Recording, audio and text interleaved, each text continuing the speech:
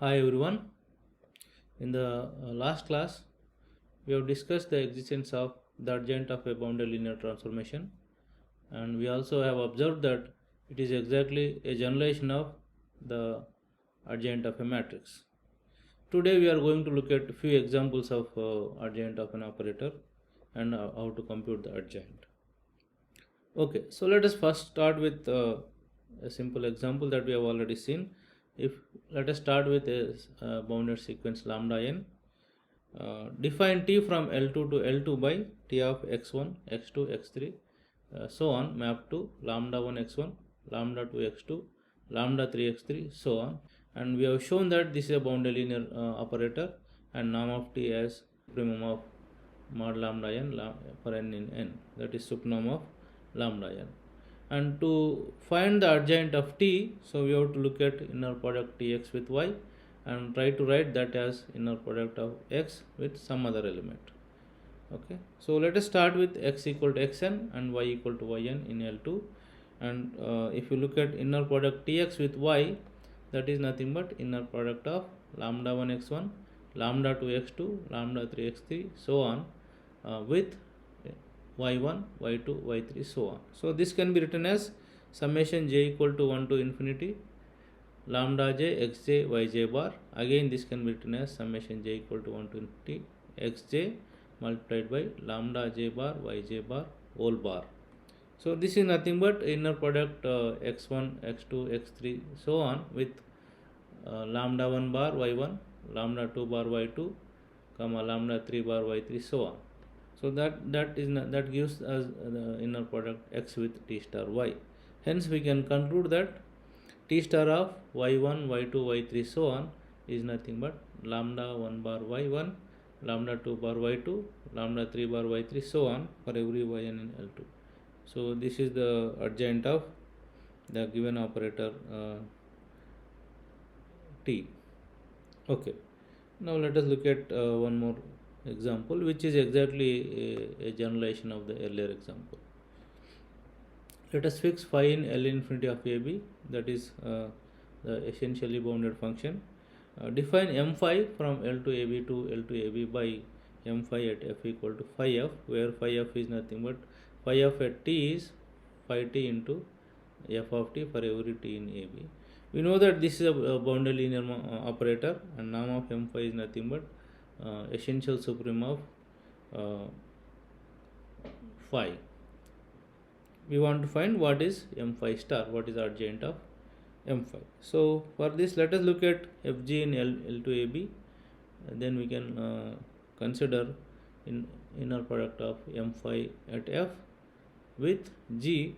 By definition, this is inner product from integral a to b phi t ft multiply gt bar dt, and that we can write as integral a to b f of t multiplied by phi of t bar g of t whole bar dt, and this is nothing but inner product of f with some element h, where h is nothing but phi of t bar gt whole bar. So we get this as inner product f with m phi bar g, where m phi bar is the multiplication operator induced by phi bar. Hence we can conclude that m phi star equal to m of phi bar, where phi bar of t equal to phi of t whole bar for every t in AB. So here f and g are arbitrary elements of L to AB. Hence inner product of m phi f at g equal to inner product f with m phi bar g for every f and g gives us that m phi star is m phi bar. Okay, so this is an example which generalizes the earlier example. And let us look at one more important operator, namely the Fredholm operator. So let us start with AB in R with A strictly less than B. Let us take a two variable function, that is k of st in L to AB cross AB, that is integral a to b mod k st square ds dt is finite. Now using this function, two variable function, we want to define an operator k from L to AB to L to AB by kf at s is integral a to b k of st f of t dt. Now first of all we have to show that this kfs is a function in L to AB, then we can conclude that kf is a k is a well-defined operator. Now for almost all t, we can conclude that kst ft is a Lebesgue measurable function. Now we want to show that it's also L2 function. So that means we want to look at what is norm of kf, L2 norm of kf. So if you look at that, by definition, that is integral a to b mod kfs square ds whole power half. So for this reason, let us try to look at this part, that is mod kfs. So if you look at mod kfs, by definition of the operator kf, it is modulus integral a to b kst ft dt. By the property of the integral, this is less than or equal to integral of the modulus, that is this is less than or equal to integral a to b modulus of kst ft dt. Now using the Holder's inequality, we can conclude that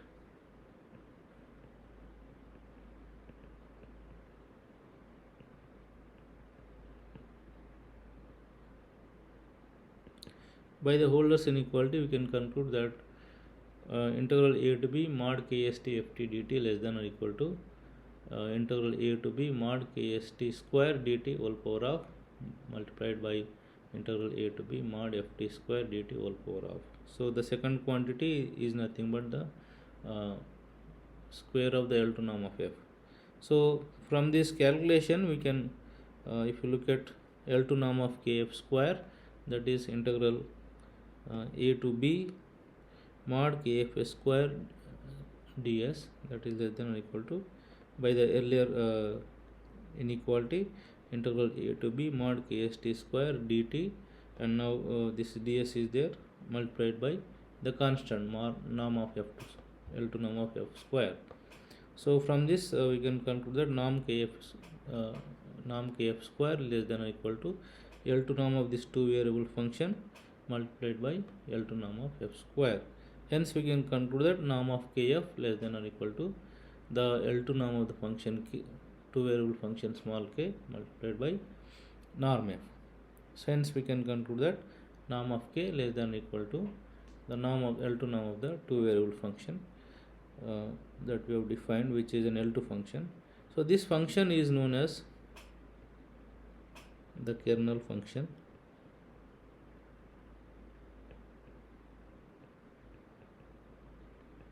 of the operator capital K. So most of the properties of K, the operator K, depends on this kernel function. Okay. Now we want to find what is the adjoint of K. So as usual, let us take Fg in L2AB and try to find inner product of Kf with G, and try to write this in terms of inner product of F with some element of L2. So let us try to look at inner product Kf with G. So that is nothing but integral a to b Kfs Gs bar ds. Now if you write what is Kfs, integral a to b Kst ft dt. So if you substitute that, inner product Kf with G is nothing but double integral a to b Kst ft dt Gs bar ds, and this is again double integral a to b Kst ft Gs bar dt ds. Now if we change the order of the integration by Fubini's theorem, we can say that this is nothing but integral a to b ft integral a to b Kst bar Gs ds whole bar dt. So this is nothing but inner product of f with k star g, where k star g is nothing but integral a to b Kst bar Gs ds. Okay. Now if you write s by t, if you replace s by t, or if you interchange the roles of s and t, then we get k star g at s is nothing but integral a to b kts bar gt dt. So this kts bar function we can write as a new function k star of st.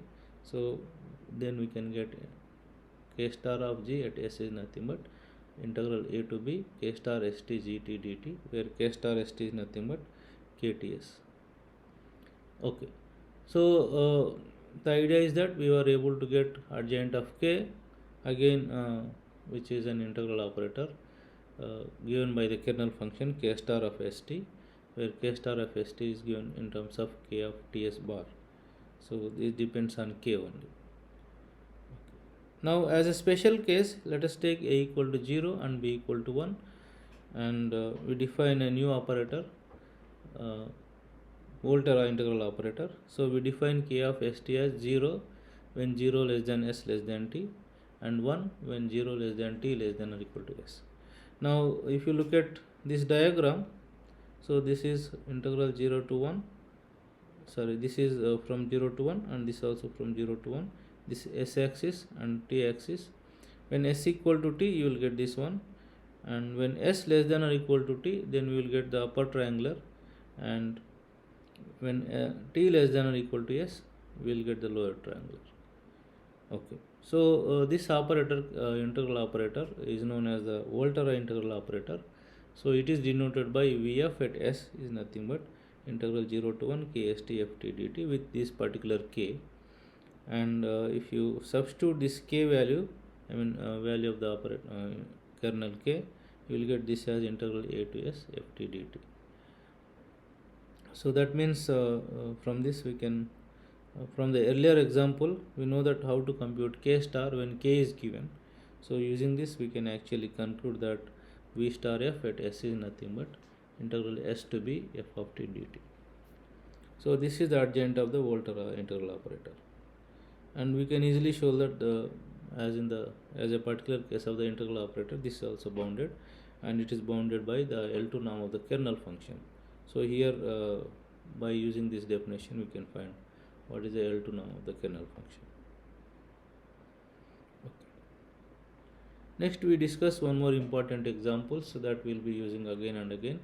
So let us look at L2 of z, that is two-sided sequences xn, where n is coming from z, such that summation n equal to minus infinity to infinity mod xn square is finite. That means the series is mod xn square, the series is absolutely convergent.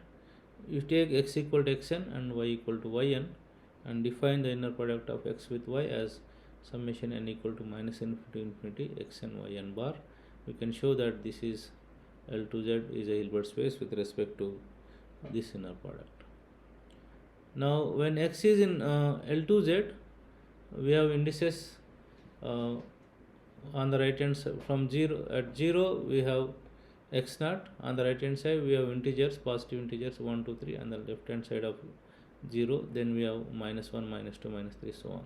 So this is a two-sided infinite sequence starting at 0, and on the right hand side we have x1 x2 x3, on the left hand side of x0 we have x minus 1 x minus 2 x minus 3 so on. Okay, now when we write x as this way, the x0 is nothing but the index we call a 0th position of the two-sided sequence. Now we define an operator u from L to Z to L to Z such that the 0th position of the sequence xn goes to x minus 1. That means the 0th position is shifted to the component x minus 1.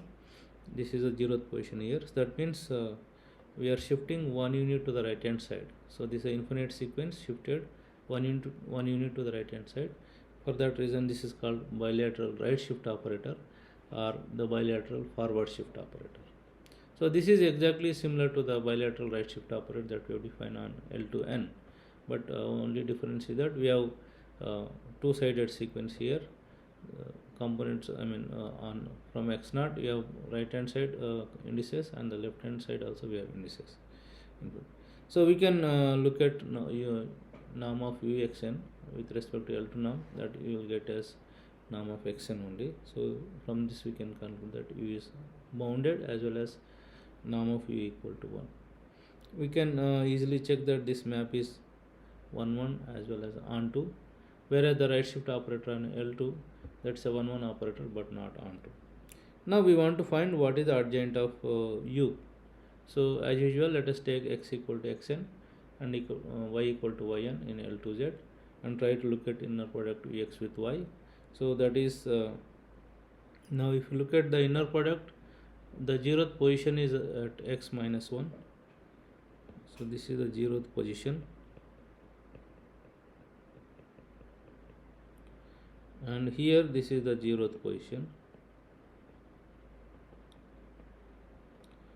Now if you multiply, you will get this sequence x so on. This is what we get, and we want to write this as the sequence xn inner product with something. So here for xn we have the zeroth position at x0, and x0 is multiplied with y1 bar in this inner product. So we can this is nothing but inner product of xn with the sequence, the two-sided sequence whose zeroth position is y1,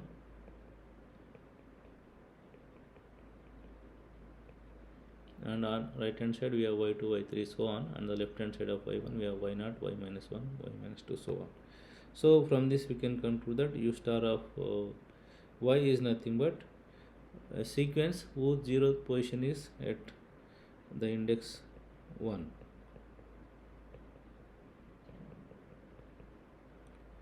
So this is shifting one unit to the left hand side. So for this reason this operator is known as bilateral left shift operator or bilateral backward shift operator. So here also we can conclude that u star of the sequence yn is exactly norm of yn. So this operator is also both 1 1 and on 2. So in the earlier case we have seen that the adjoint of the right shift operator is the left shift operator on L2, but we know that R is 1 1 but not on 2. Similarly we can conclude about L also.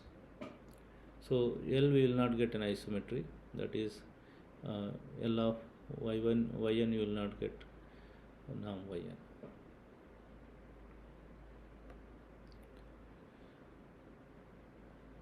Okay, so now we want to discuss about the matrix of an operator. So we have seen that if the operator is given by a 2 by 2 matrix ABCD, the adjoint of the operator is given by the adjoint of the matrix ABCD. Now what is a matrix of an operator? So suppose we have a separable Hilbert space H with an orthogonal basis E1, E2, E3 so on, and if T is a bounded linear operator from H to H, then the matrix of the operator T is given with respect to this basis B is given by as follows. It's an infinite by infinite matrix A whose ijth position is Aij, ijth entry is Aij. Now Aij is nothing but inner product of Tej with Ei. So with respect to the orthogonal basis B, the matrix of T is given by this infinite by infinite matrix A11, A12, A13 so on. Second row is A21, A22, A23. Similarly, nth row is given by an1, an2, so on, ann. So this is an infinite by infinite matrix. For example, if you look at the right shift operator on L2, so this sends R of En into En plus 1. So where En is 0, 0, 0, this is in the nth position.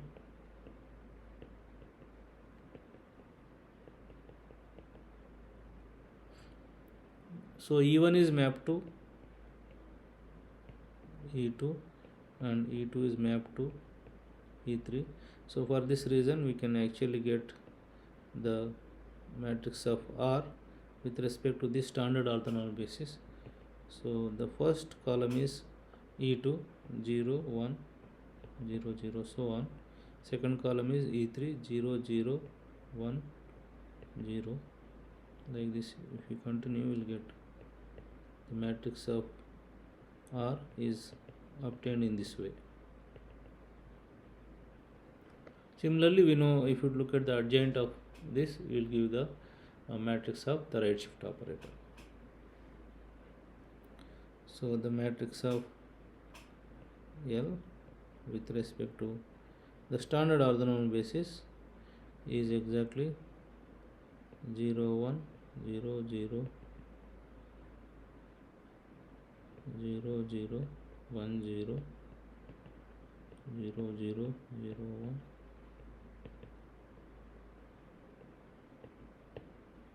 So this is the main diagonal, and we get all ones immediately after the main diagonal, above the main diagonal. Whereas in the earlier case, this is the main diagonal, and you will get the next sub-diagonal down the main diagonal, you will get all ones.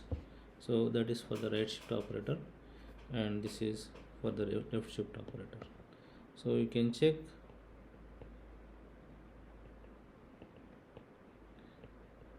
find the matrix of U and U star, where the U is the bilateral shift.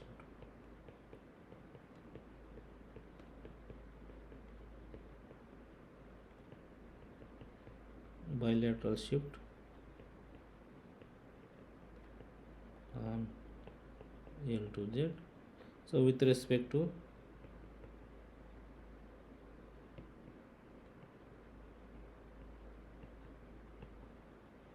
the standard or the normal basis,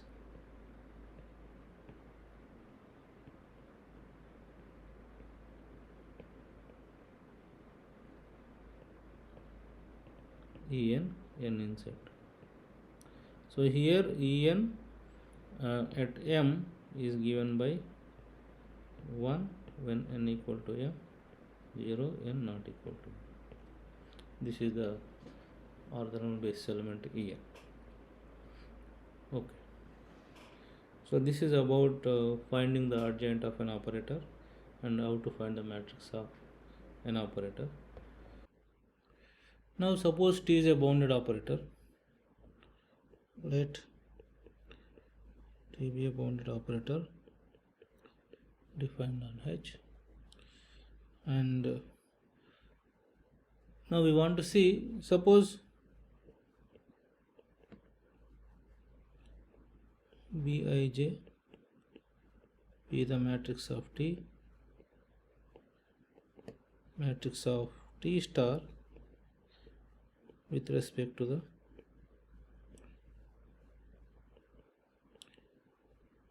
orthonormal basis E1, E2, so on. Now we want to find the relation between Bij and Aij, the matrix of T with respect to the same basis. So let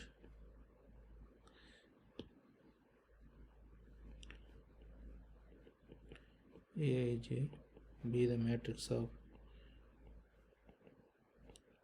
T with respect to the orthogonal basis E1, E2, so on.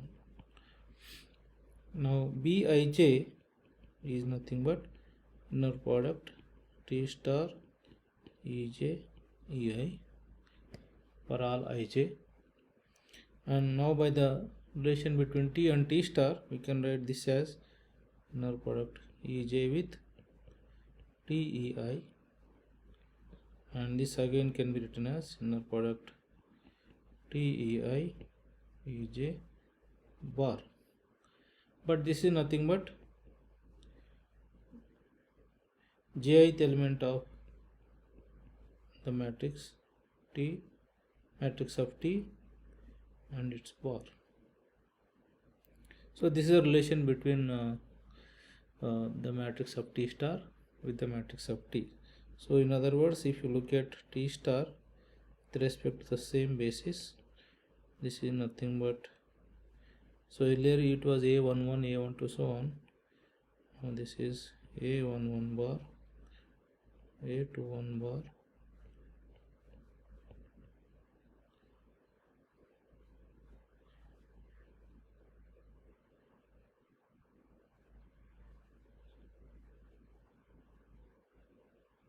this is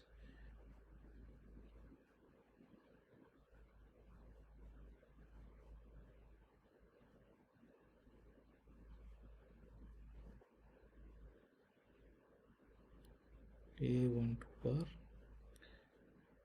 A22 bar, A32 bar, so on. So this is exactly adjoint of the matrix of T. So this is the relation between the matrix of T and T star. Okay. Now let us come back to the property of B of H1 H2. We have shown that, recall, B of H1 H2 plus and dot, this is a vector space, and we have defined the operator norm. So when T is in B of H1 H2, this implies norm of T is a finite quantity defined by supreme of norm Tx, where x is coming from H1 with norm x equal to 1. This is the norm of T. Now we can ask the question that if you put this norm, can we say that this is a non-linear space?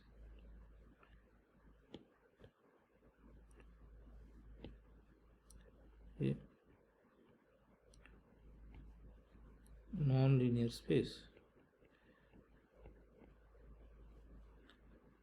That means the first thing we have to observe is that if this is true, can we say that T is 0 operator? That can be easily done. If norm T is 0, this is norm of Tx is 0 for every x in H1 with,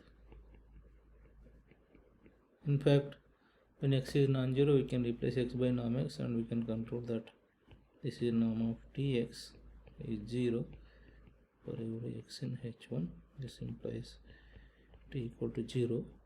Note that here 0 means it's a map from H1 into H2. Every element of H1 is mapped to 0 element of H2. Then this is a 0 map here.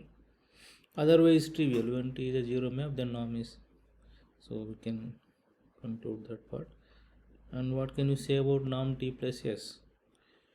Norm T plus S, where S is another bounded operator. So let us take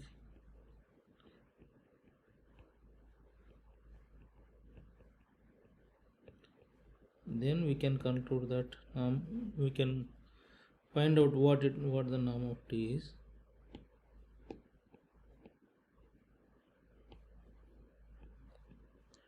Let us take ST from B of H1 H2, then norm of S plus T at X.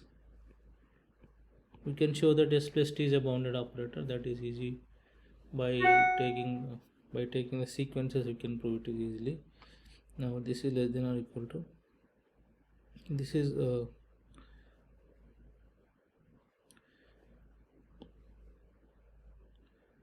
so let me repeat here. Let us take str2 bounded operator from H1 into H2. Then by definition of the boundedness or continuity of operators, we can show that S plus T is a norm. So we can find the norm of T plus S by the definition of the norm. This is supreme of norm of Sx plus Tx, where x is coming from H1 and x non-zero. So we know that Sx plus Tx is less than norm Sx plus norm Tx by the triangle inequality, because Sx and Tx are vectors in H2. This is again norm S into norm X plus norm T multiplied by norm X. So this is norm of S plus norm of T into norm of x1. So hence we can conclude that norm of s plus t, you take supremum right hand side, supremum norm x equal to 1, then right hand side it is norm s plus norm t, and left hand side is norm of s plus t. This is norm s plus norm t. So the triangle inequality for the norm is satisfied. Now the other property, if lambda is a complex number and t is a bounded operator, then we can easily show that norm of lambda t is mod lambda norm t. So the conclusion is that B of h1 h2 with respect to the operator norm is a non-linear space. So B of h1 h2 plus dot this operator norm is a non-linear space.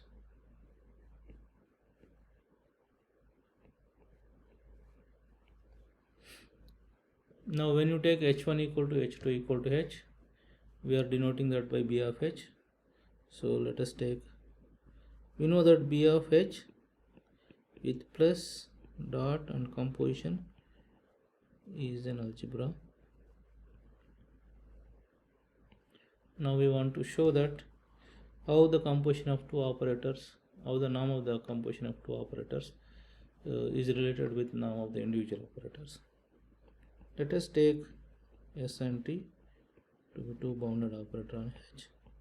Then by definition, norm of s composition t, this is supremum of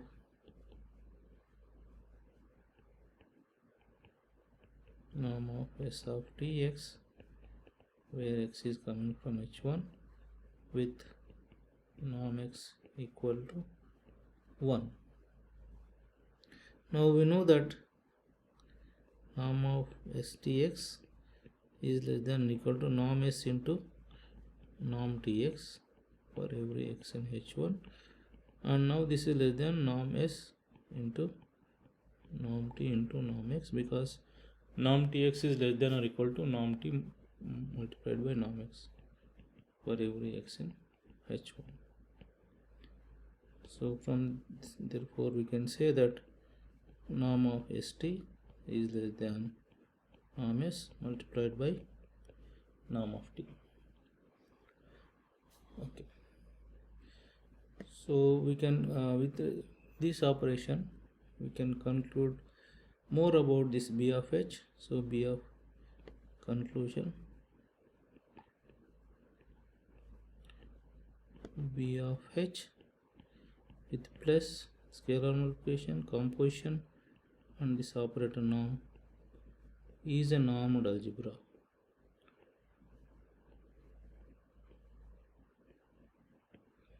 So in general, what is a normed algebra? Definition: an algebra A is called a normed algebra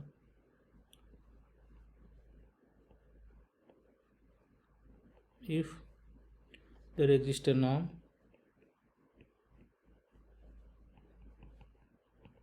from A into R such that norm of A composition B less than or equal to norm A, norm B for every A, B in B. Here A circle B or A composition B, this is a multiplication in A, so it need not be composition all the time, but it's an operation which we denoted by circle. Most of the time we don't use this circle. Instead of A composition, A circle B, we write it AB. So no notational convenience. So we write AB instead of A circle B all the time for convenience only. Okay, so now we know that we are defining a new function, namely the norm, and norm actually connects vector space structure already, which is there. Now this AB is a multiplication in A. So this condition which we have given here connects the multiplication of elements in A with the norm. So such a norm we call as the algebra norm. So this is called algebra norm. So in algebra with a algebra norm we call as a normed algebra. So now we can give a better example, that example BH with plus dot circle and the operator norm is a normed algebra.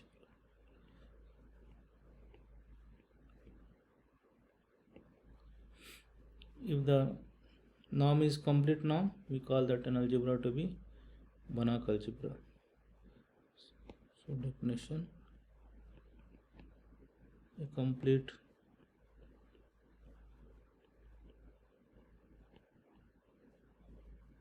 normed algebra is called a Banach algebra.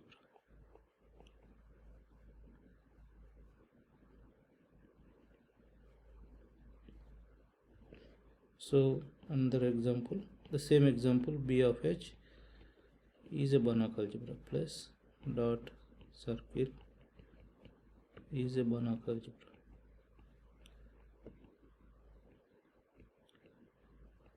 Because we know that B of xy is complete with the operator norm if and only if y is complete. This is a well-known result from function analysis.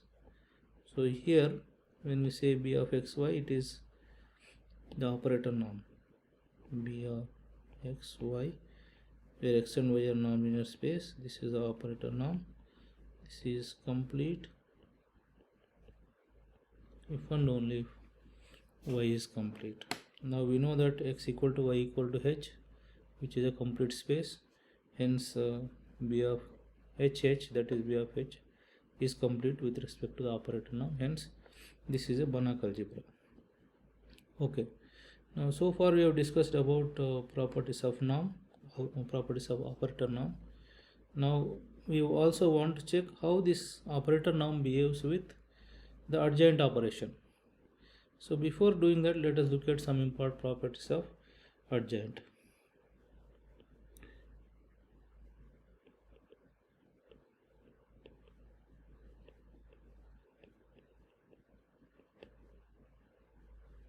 So we have defined a map from B of H into, in fact we have defined from B of H1 H2 into B of H2 to H1 T going to its adjoint. We have shown that whenever T is bounded, T star is also bounded with the same norm as T.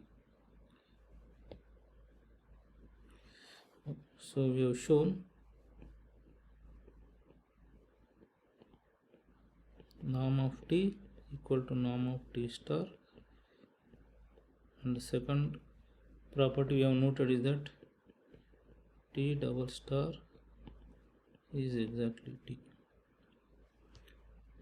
Okay, now we want to see how the star operation behaves with the addition of two operators and composition of two operators. Okay, now if you take alpha, a complex number, and T star, we can say that alpha bar T star. This can be proved easily.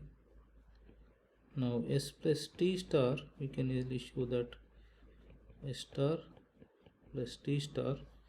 So the proof is easy. Let us take x is in H1 and y is in H2. Then we want to look at S plus T star. How to compute that? Let us look at S plus T x inner product with y this is Sx inner product with y plus Tx inner product with y, but we know that this is x inner product S star y,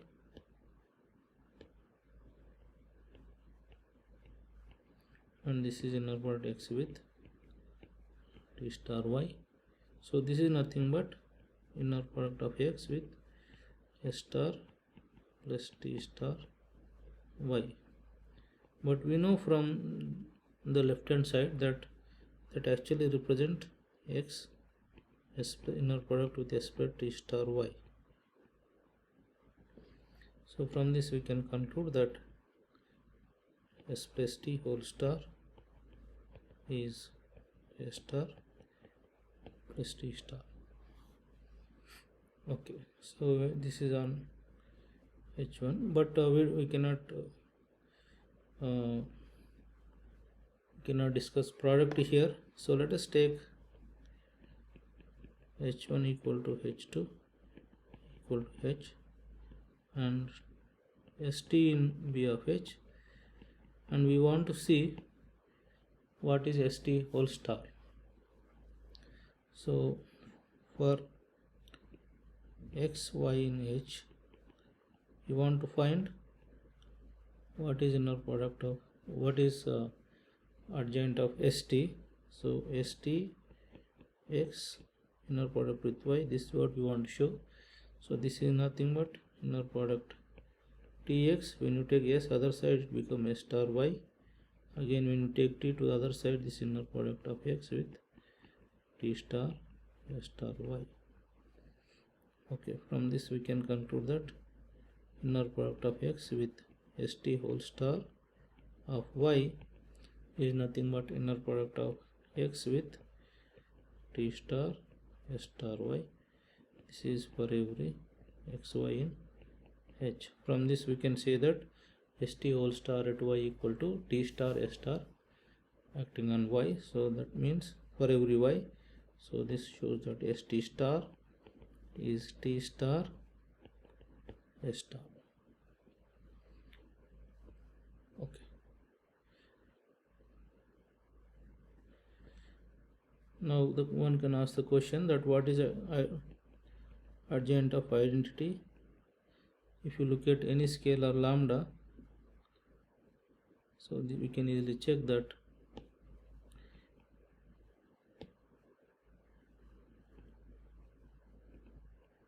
lambda identity star is lambda bar identity, where identity is a bounded operator on H taking x going to x itself.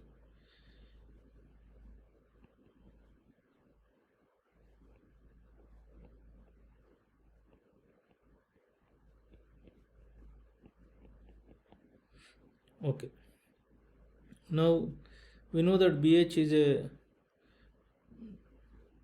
with respect to the operator norm is a Banach algebra. Now with respect to this operation, we can call this as a Banach star algebra. So before defining Banach star algebra, let me define what is a star algebra. So definition: an algebra A is called a star algebra if there exists a map which we denoted by star from A to A satisfying the following axioms.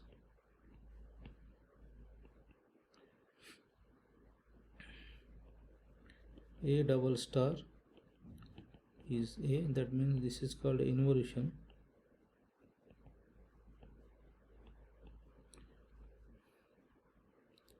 A plus B whole star is A star plus B star, and AB star, here AB means product of A and B.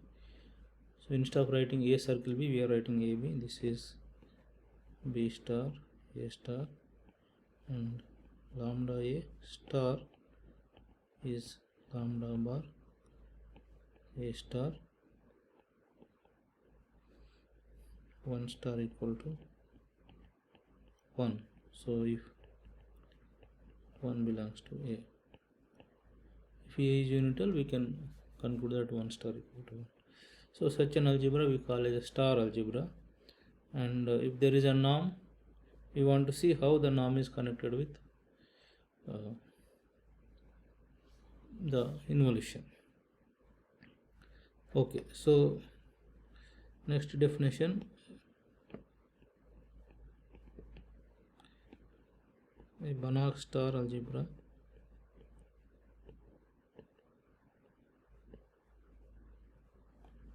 A is called a C star algebra if norm of A star A is exactly norm A square for every A in A. So this condition is known as the C star condition.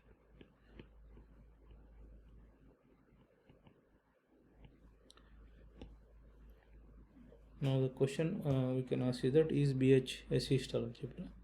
So with the earlier operations, earlier properties of star or adjoint, we can conclude that it's a Banach star algebra. Now we want to check whether BH satisfy the C star condition or not. So let us take T is in B of H. Then we want to see whether norm T star T is exactly norm T square or not. Then norm T star T is less than or equal to norm T star multiplied by norm T, because we have shown that norm of ST less than norm S into norm T, but we know that norm T star and norm T are same, so we can say that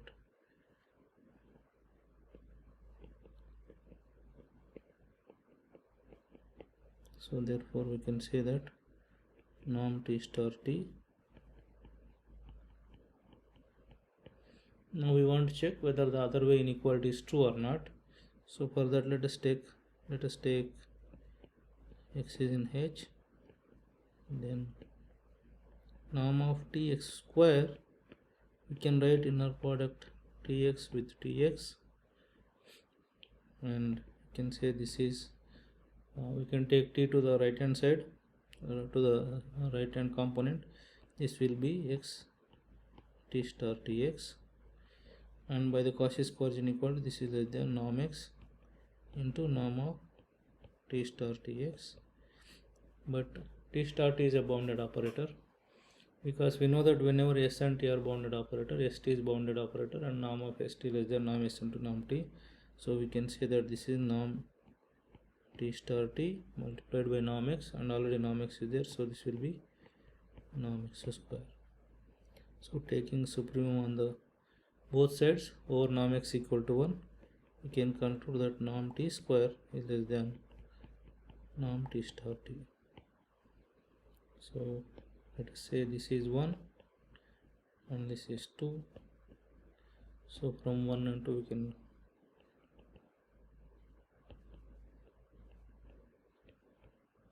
we can conclude that norm of T star T is exactly norm T square. Hence we can conclude that BH with plus dot circle operator norm and the involution, and so these are the operations. This operator norm itself is a C star norm, it satisfies the C star condition. So this is a C star algebra. So we look at only complex C star algebra, because we are looking at BH as a complex vector space. So this is a complex C star algebra. So most of the time, instead of specifying all these operations, we say that BH is a C star algebra. Okay, now the question arises, what are all the other C star algebras? Can we give examples of other C star algebras? Let us look at one more example. Let us take K to be compact Hausdorff space.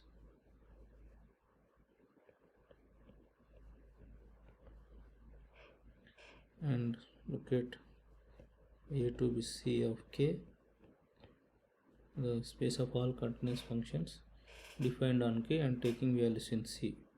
Set of all F from K to C. F is continuous on K. Okay, we know that C of K is a vector space.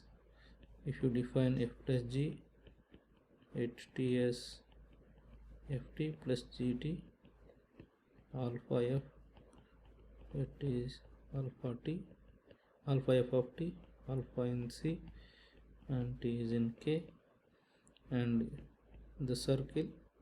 Here the multiplication we define as a pointwise multiplication, so we will not write a circle because circle is used for composition.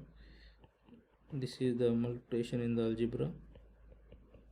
So we have observed that with respect to all these operations, we have shown that this is an algebra, and the norm is the supreme norm, supreme of mod f of t, where t is coming from K.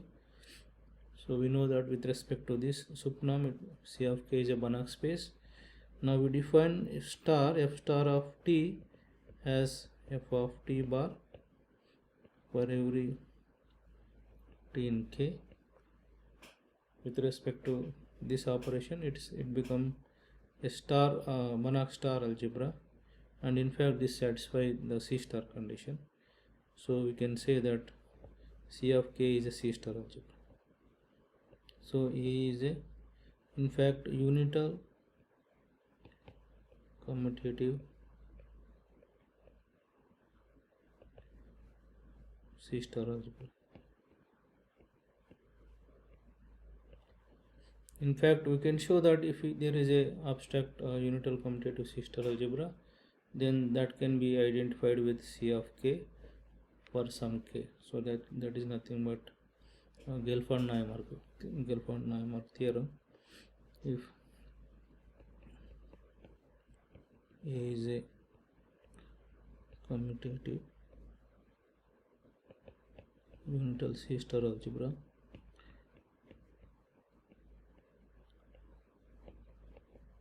then A can be identified with C of K for some compact Hausdorff space. So this is known as the Gelfand-Neumann theorem.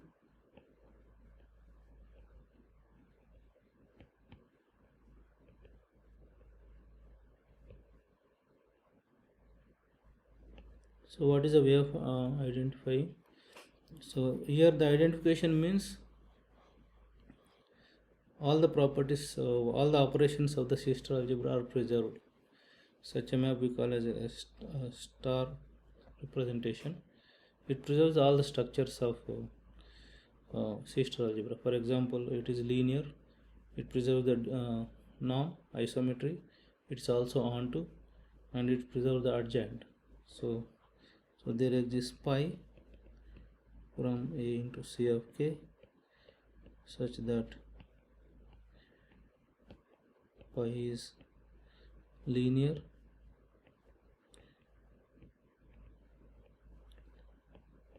then pi preserves the multiplicative structure,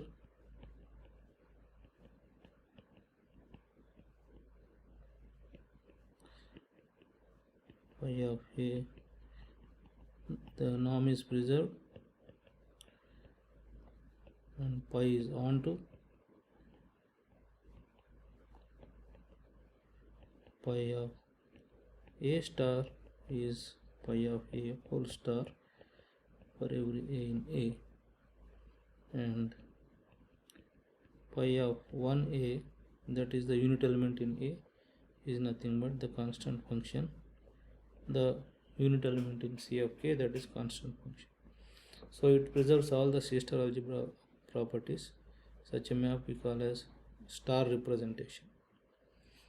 Okay, so up to such identification, there is only one unital commutative C-star algebra, that is C of k.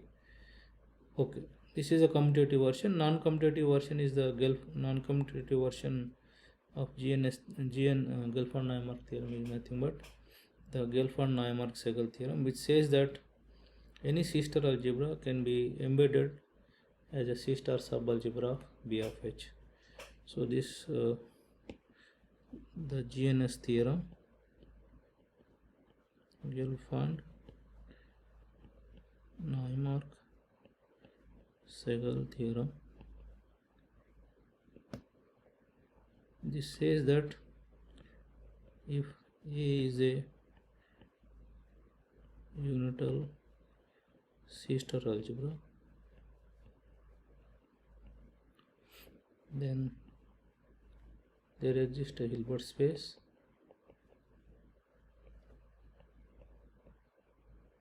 H such that A can be identified as C-star subalgebra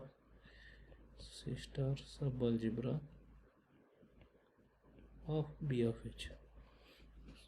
B of H is a concrete C-star algebra, and any abstract C-star algebra can be identified as a C-star subalgebra of B of H for some Hilbert space H. So this is called the Gelfand-Neumark-Segal theorem. From this point of view, these are the only two examples of C-star algebras, commutative as well as non-commutative. So these proofs we will not be looking at, but these are most useful results in other areas of mathematics. Okay, so with this I will stop here. In the next class we will be discussing about some special class of linear operators which are defined based on the adjoint of an operator. So we will be discussed in the next class. Thank you very much.